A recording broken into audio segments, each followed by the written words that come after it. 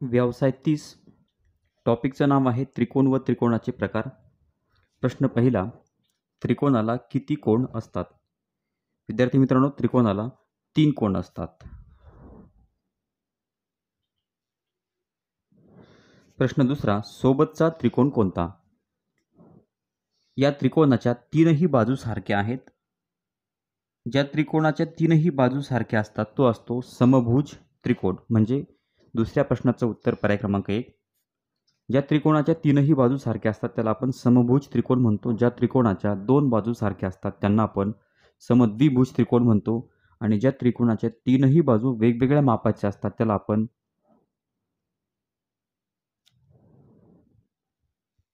विषमभुज त्रिकोण असं म्हणतो. दुसऱ्या प्रश्नाचं योग्य उत्तर पर्याय क्रमांक 1.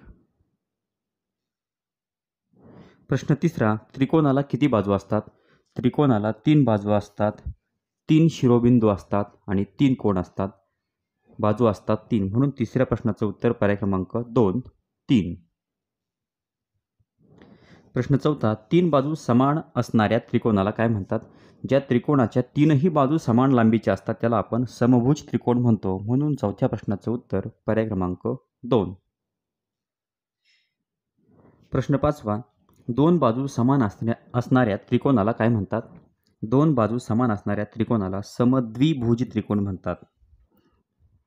तीनही बाजू समान असतील तर त्याला आपण समभुज त्रिकोण म्हणतो. 2 बाजू समान असतील तर समद्विभुज त्रिकोण आणि तीनही बाजू वेगवेगळ्या मापाच्या असतील तर त्याला आपण विषमभुज त्रिकोण म्हणतो.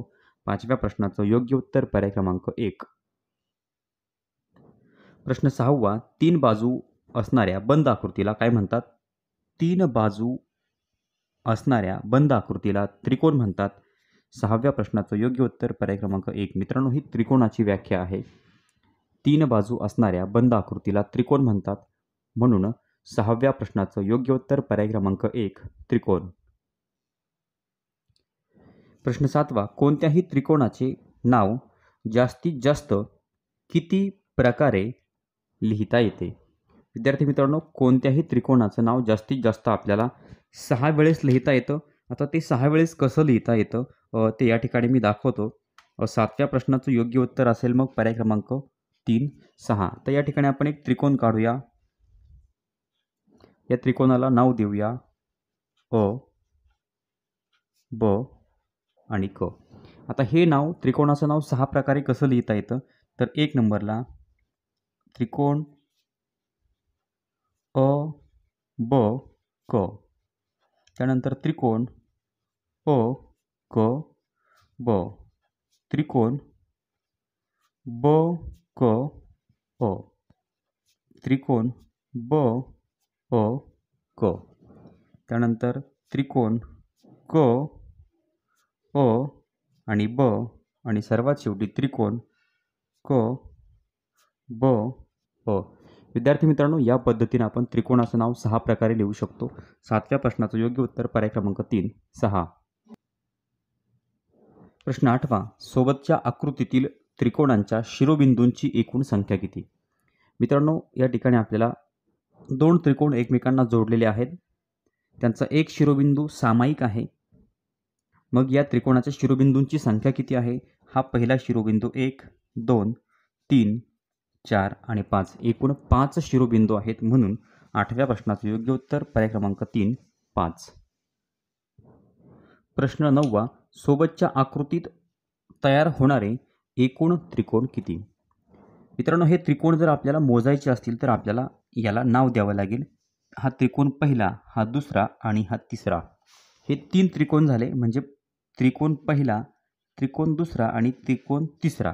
हे 3 झाले. त्यानंतर 1 अधिक 2 म्हणजे हा त्रिकोण 1 आणि 2 मिळून पुन्हा एक त्रिकोण तयार होईल. आता 2 आणि 1 मिळून त्रिकोण कसा तयार होतो? तर या ठिकाणी बघा, हा त्रिकोण पहिला आणि हा दुसरा मिळून एक त्रिकोण तयार झाला. म्हणजे 1 अधिक 2. त्यानंतर 2 अधिक 3 हा 1 होईल. म्हणजे हा दुसरा आणि हा तिसरा, हे 2 मिळून 1 तयार होईल. म्हणजे किती झाले? एकूण 5. आणि आणखीन 1 अधिक 2 अधिक 3 म्हणजे हे तीनही त्रिकोण मिळून सुद्धा एक त्रिकोण तयार होतो. म्हणजे हे 3 त्रिकोण आपण जर एकत्र मिळवले तर त्या ठिकाणी एक त्रिकोण तयार झाला. म्हणजे एकूण किती त्रिकोण तयार होतात तर 6. म्हणजे 1, 2, 3, 4, 5 आणि 6 त्रिकोण तयार होतात. म्हणून 9व्या प्रश्नाचं योग्य उत्तर पर्याय क्रमांक 4, 6. प्रश्न 10वा. सोबतच्या आकृतीची परिमिती किती? विद्यार्थी मित्रांनो, परिमिती म्हणजे त्रिकोणाच्या सर्व बाजूंच्या लांबीची बेरीज. आता त्रिकोणाची पहिली बाजू आहे 6, दुसरी बाजू आहे 8 आणि तिसरी बाजू आहे 5. या सर्वांची आपल्याला बेरीज करायची. म्हणजे पहिली बाजू, दुसरी बाजू आणि तिसरी बाजू. तीनही बाजूंच्या लांबीची बेरीज म्हणजे त्या आकृतीची परिमिती. म्हणजे त्रिकोणाची परिमिती. 8 आणि 6 झाले 14, 14 आणि 5 19. 19 हे आपलं या ठिकाणी उत्तर आहे. त्रिकोणाची परिमिती आहे 19. म्हणून 10व्या प्रश्नाचं योग्य उत्तर पर्याय क्रमांक 2. विद्यार्थी मित्रांनो, या पद्धतीनं व्यवसाय 30 टॉपिकचं नाव त्रिकोण व त्रिकोणाचे प्रकार हा स्वाध्याय या ठिकाणी कंप्लीट झाला आहे. चॅनलवर नवीन असाल तर चॅनल सबस्क्राईब करा. व्हिडिओ आवडला तर लाईक करा, कमेंट करून कळवा आणि आपल्या मित्रांना शेअर करायला विसरू नका. धन्यवाद.